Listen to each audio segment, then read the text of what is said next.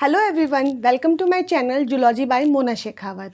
आज जिस टॉपिक के बारे में हम डिस्कस करने जा रहे हैं वो सिलेबस का कोई टॉपिक ना होकर आपके करियर रिगार्डिंग है। ये वीडियो उन बच्चों के लिए हेल्पफुल है जो अभी अभी 12th पास आउट करके निकले हैं और जिनके पास बायो सब्जेक्ट था। तो पीसीबी के स्टूडेंट्स के लिए ये वीडियो है, ये बहुत ही हेल्पफुल है। तो आप सभी इस वीडियो को एंड तक देखिए। इस वीडियो में मैं आपको ये बताऊंगी कि 12th पास करने के बाद में बायोलॉजी के स्टूडेंट कौन कौन से कोर्स कर सकते हैं, हर एक कोर्स की क्या खास बात है, उस कोर्स की ड्यूरेशन कितनी है, उसके लिए उसकी एलिजिबिलिटी क्या होनी चाहिए, उसके लिए उसका जो एडमिशन होगा वो किस बेसिस पे एडमिशन होगा, उसके लिए कोई पर्टिकुलर एंट्रेंस एग्ज़ाम होगा या फिर उसके 12th क्लास के मार्क्स के अकॉर्डिंग ही उसका एडमिशन हो जाएगा, मेरिट बेस पे होगा। तो ये सभी बातें हम इसके अंदर डिस्कस करेंगे और पर्टिकुलर कोर्स करने के बाद में उसकी जॉब प्रोफाइल क्या होगी, उसे जॉब कैसा मिलेगा, ठीक है। इन सब चीज़ों के बारे में हम डिस्कस करेंगे। तो प्लीज़ वीडियो को लास्ट तक देखिए और सभी लोगों के साथ इसे शेयर कीजिए, ये बहुत बेनिफिशियल रहेगा। और ऐसे वीडियो और देखने के लिए प्लीज़ मेरे चैनल को आप सब्सक्राइब कर दीजिए और लाइक और कमेंट करना ना भूलें। तो आइए स्टार्ट करते हैं आज का वीडियो। तो सबसे पहला जो कोर्स है वो है MBBS का कोर्स, ठीक है, जिसके थ्रू डॉक्टर बनते हैं। 12th क्लास में जिसके पास भी बायो सब्जेक्ट है उसके कहीं ना कहीं मन में ये बात रहती है कि मुझे डॉक्टर बनना है, और डॉक्टर बनना है तो उसे MBBS का कोर्स करना होगा। और MBBS जो कोर्स है वो बेसिकली है bachelor of medicine and bachelor of surgery. अगर हम बात करें इसकी ड्यूरेशन की तो ये 5.5 ईयर का प्रॉपर इसका कोर्स है। एलिजिबिलिटी अगर हम बात करें तो आपके पास 12th क्लास के अंदर फिजिक्स, केमिस्ट्री, बायो है, वो आपके सब्जेक्ट होने चाहिए। बायो इसके अंदर नेसेसरी है, मैथ्स वाला बच्चा ये नहीं दे सकता। बात करें अगर एज की तो 17th ईयर उसकी मिनिमम एज होनी चाहिए। जो पर्टिकुलर जिस साल एग्ज़ाम हो रहा है उस एग्ज़ाम की डेट है उसको माना जाएगा। नेक्स्ट है मोड ऑफ एडमिशन की हम बात करते हैं। तो MBBS में एडमिशन के लिए आपको नीट एग्ज़ाम है उसे क्लियर करना होता है, और नीट एग्ज़ाम है national eligibility cum entrance test, जो कि हर साल कंडक्ट करवाया जाता है। काफ़ी लाखों की तादाद में ये स्टूडेंट इसके लिए प्रिपेयर करते हैं। हम बात करते हैं सेकंड हमारी डिग्री की, that is BHMS, bachelor of homeopathic medicine and surgery. जो बात करते हैं हम MBBS की, दैट इज़ एलोपैथी। और सेकंड अगर हम बात करते हैं BHMS की तो यह है होम्योपैथिक दवाई, होम्योपैथिक जिसमें हमारे इम्यून सिस्टम को बूस्ट किया जाता है। हमारे इम्यून सिस्टम को बूस्ट करके फिर हमें पर्टिकुलर डिजीज़ से क्या किया जाता है, छुटकारा हमें दिलाया जाता है। और इसकी जो ड्यूरेशन है इस कोर्स की वो है आपके 5.5 ईयर। वही सेम जैसे आपके MBBS में था, यहाँ पे भी 10+2 विथ PCB। मिनिमम एज आपकी 17th ईयर होनी चाहिए और इसके अंदर भी एडमिशन आपको नीट के थ्रू ही मिलता है। और बाकी अदर जो यूनिवर्सिटीज़ हैं वो भी अपना एंट्रेंस इसके लिए कंडक्ट करवाती है और डोनेशन के बेसिस पे भी इसमें एडमिशन आपके होता है। नेक्स्ट कोर्स की हम बात करते हैं BAMS, bachelor of Ayurvedic medicine and surgery. यहाँ जो जैसे वो होम्योपैथिक के लिए था, यहाँ पर ये आयुर्वेदिक के लिए। और आयुर्वेदा जो है वो 3 चीज़ों पर काम करता है, पित्त, कफ और वात के ऊपर। ड्यूरेशन अगर हम बात करें तो इसकी भी 5.5 ईयर की ड्यूरेशन है। Eligibility same 10+2 with PCB। Age 17 year minimum होनी चाहिए और नीट के थ्रू और अलग अलग डिफरेंट जो पर्टिकुलरली एंट्रेंस एग्ज़ाम है उसके थ्रू आपको इसके अंदर एडमिशन मिलता है। तो ये है आपके BAMS, मतलब एक नीट का एग्ज़ाम है, उसी के नंबर के बेसिस पर आप पर्टिकुलर डिफरेंट कोर्सेज कर सकते हो इसके सर्जरी के या फिर मेडिसिन के बैचलर के। नेक्स्ट हम बात करते हैं BDS means bachelor of dental surgery, जिसमें आप डेंटिस्ट बनोगे। ये भी 4+1 मतलब 1 साल की यहाँ पर इंटर्नशिप होगी, उन सब में भी है। यहाँ पे 4 साल का आपका पूरा कोर्स होगा और 1 साल की आपको इंटर्नशिप करनी होगी। एलिजिबिलिटी की हम बात करें तो 10+2 होना चाहिए, विथ PCB सब्जेक्ट होना चाहिए। मिनिमम 17 ईयर और नीट के थ्रू आपको इसके अंदर एडमिशन मिलता है। और ये डेंटिस्ट बनते हैं, दांतों के जो डॉक्टर हैं उनकी हम बात कर रहे हैं। नेक्स्ट हम बात करते हैं, ये तो हुए मेजर कोर्सेज जो कि नीट के थ्रू होने वाले हैं। अब भाई हर एक बच्चा नीट क्लियर कर ले ऐसा तो नहीं है। तो नेक्स्ट हम बात करते हैं GNM है, ANM है, BSc है। ये अदर कोर्सेज कौन कौन से हैं जिनको करने से हमें बेनिफिट रहेगा। तो सबसे पहला कोर्स है GNM, क्योंकि ये कोविड टाइम है और कोविड टाइम में आपको पैरामेडिकल स्टाफ है वो बहुत ज़्यादा नीडेड है और अगले कई सालों तक पैरामेडिकल स्टाफ है उसकी बहुत ज़्यादा ज़रूरत होगी, साथ ही साथ मेडिकल स्टाफ की भी बहुत ज़रूरत होगी, नर्सेज वगैरह की, आपकी डिस्पेंसरी वगैरह में हर जगह किल्लत आ रही है। तो यहाँ पर आपको बहुत ज़्यादा बहुत अच्छा स्कोप है। सबसे ज़्यादा जो ब्लूम आएगा वो मेडिकल इंडस्ट्री में ही आएगा और वो आ भी रहा है। बहुत ज़्यादा वैकेंसी निकलेगी, गवर्नमेंट की तरफ से भी बहुत वैकेंसी निकलेगी और इसमें बहुत अच्छा आपका कैरियर अपॉर्चुनिटी आपको होगी। तो जो अभी 12th पास करके स्टूडेंट आए हैं उनके लिए बेटर है कि वो GNM, ANM, BSc नर्सिंग ऐसे कोर्सेज भी वो कर सकते हैं, जिसमें कम टाइम में उन्हें आज ज़्यादा बेनिफिट मिलेगा। पहला जो कोर्स है that is GNM, general nursing and midwifery. ये जो कोर्स है वो 3 साल का होता है, जिसमें 6 महीने की आपको इंटर्नशिप करनी होती है।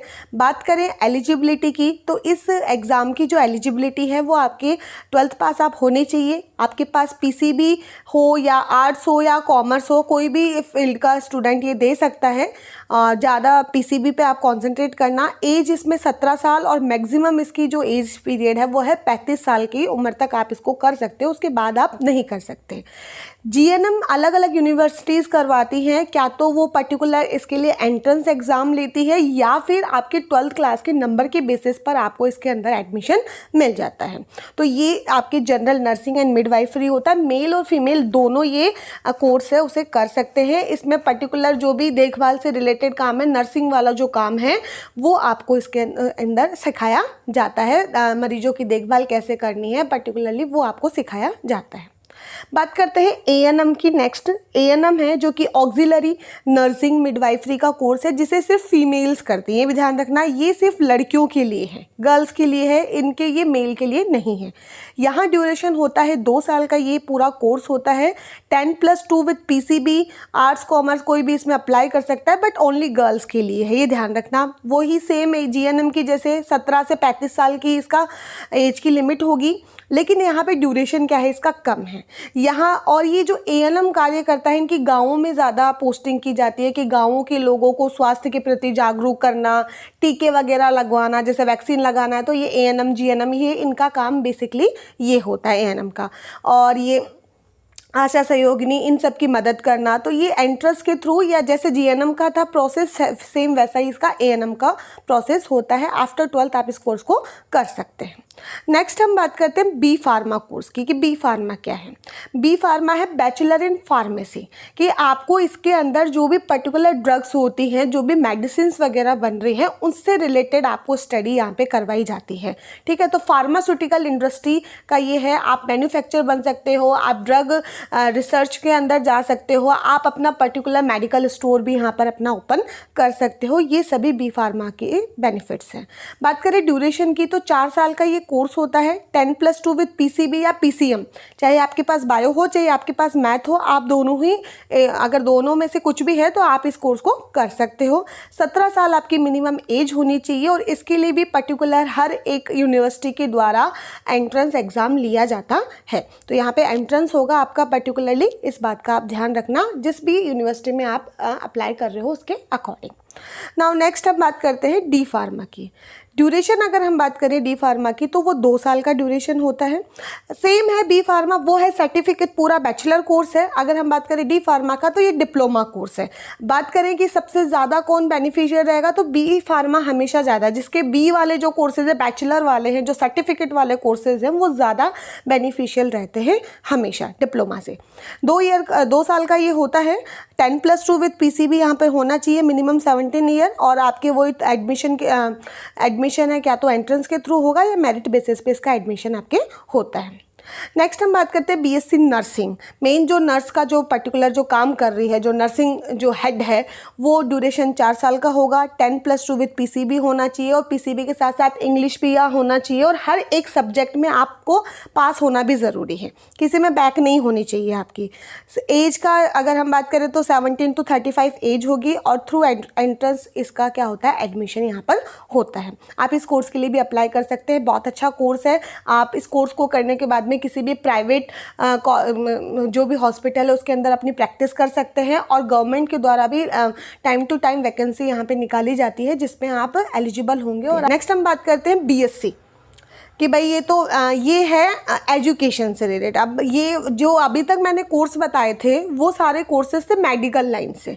अब ये मेडिकल से हट के है, ये अपने साइंस में आगे की स्टडी हम करेंगे, वो है BSc, bachelor in sciences. Bachelor of science की हम बात करते हैं तो बैचलर ऑफ साइंस में आपके पास, अगर आप बायो के स्टूडेंट हो तो कॉलेज के अंदर आपके पास होगा केमिस्ट्री, बॉटनी और जूलॉजी, ये तीन का कॉम्बिनेशन आपके पास होगा। केमिस्ट्री, बॉटनी और जूलॉजी का कॉम्बिनेशन होगा। और आप चाहो तो केमिस्ट्री की जगह आप ज्योग्राफी भी आप ले सकते हो।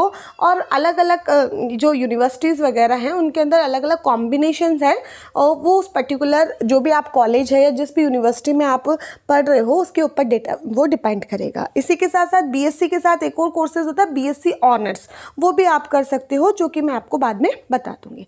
बीएससी की जो ड्यूरेशन होगी वो 3 साल की होगी, first year, second year, final year. आपके पास 10+2 में पीसीबी या पीसीएम अगर बायो के स्टूडेंट के लिए भी होगा और मैथ्स के स्टूडेंट्स के लिए भी होगा। कोई एज लिमिट नहीं है, 16 साल के, 15 साल के भी एडमिशन ले सकते हो, 20 साल के भी ले सकते हो, 30 साल के भी ले सकते हो, there is no age limit. Mode of admission है एंट्रेंस, क्या तो एंट्रेंस होगा अगर कोई यूनिवर्सिटी है वो करवा रही है, या फिर ज़्यादातर जो है वो मेरिट बेस पे होता है कि आपकी जो 12th क्लास में जो आपके है उसके अकॉर्डिंग आपकी कट ऑफ निकलती है और उसके अकॉर्डिंग फिर आपको गवर्नमेंट कॉलेज के अंदर आपका एडमिशन होता है। प्राइवेट में इसके लिए पर्टिकुलरली कोई ऐसा एज सच कोई एंट्रेंस नहीं होता है, डायरेक्ट आपका एडमिशन हो जाता है। नाउ नेक्स्ट हम बात करते हैं बीएसटीसी। एंड बीएसटीसी क्या होगा, बेसिक स्कूल टीचिंग सर्टिफिकेट। 12वीं के जस्ट बाद में, जैसे बीएससी के बाद में बीएड होता है, तो 12th के बाद में अगर टीचर ट्रेनिंग कोई कोर्स होता है दैट इज़ बीएसटीसी। और बीएसटीसी करने के बाद में आप प्राइमरी स्कूल के जो बच्चे होते हैं 1st से लेकर 5th तक के बच्चे, उनको पढ़ाने के लिए एलिजिबल हो जाते हैं। लेवल 1 के लिए आप क्या हो जाते हैं, एलिजिबल हो जाते हैं, 3rd ग्रेड टीचर आप बन सकते हैं। इसमें एलिजिबिलिटी वही 10+2 होनी चाहिए, एज लिमिट होंगे। तो ये बीएसटीसी का है। बीएसटीसी भी आप कर सकते हो या फिर आप बीएससी करके बीएड करो, वो भी बहुत बेनिफिशियल रहेगा। और मैं तो आपको कहूँगी कि बीएड करने के बाद में, बीएससी करने के बाद में आप बीएड कीजिए, वो आपके लिए बहुत ज़्यादा बेनिफिशियल रहेगा। नेक्स्ट हम बात करते हैं डीएमएलटी के लिए, bachelor in medical laboratory technology. अब ये भी पैरामेडिकल से रिलेटेड हो गई है। देखो, bachelor in medical laboratory technology lab से रिलेटेड जो काम करते हैं ना, जो जैसे हमने ब्लड सैंपल दिया तो उसकी जांच कर रहा है, हमारे सीरम की जो टेस्ट हो रहे हैं, तो हमारे ये जो टेस्ट करवाए जाते हैं मेडिकल में, वो टेस्ट करने का काम इनको सिखाया जाता है बीएमएलटी के अंदर।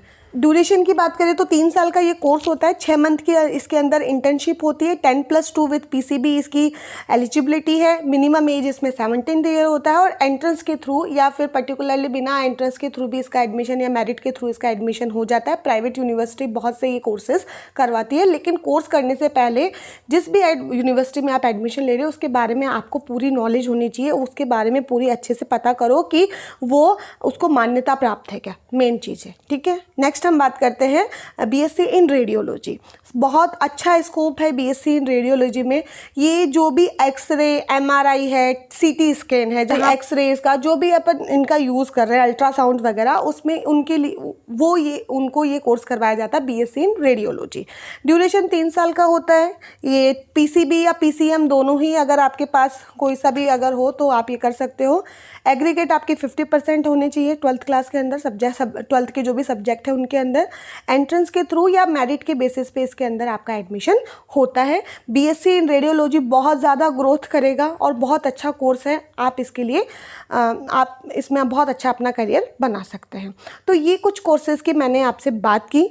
इनमें से और भी कुछ बातें हम बाद में करेंगे कि हम जैसे बीएससी हम कर रहे हैं तो उसका हमारा क्या है, और अगर मेडिकल के अलावा हम किस फील्ड में जा सकते हैं, तो वो नेक्स्ट वीडियो में मैं आपसे डिस्कस करूँगी। Thank you so much everyone.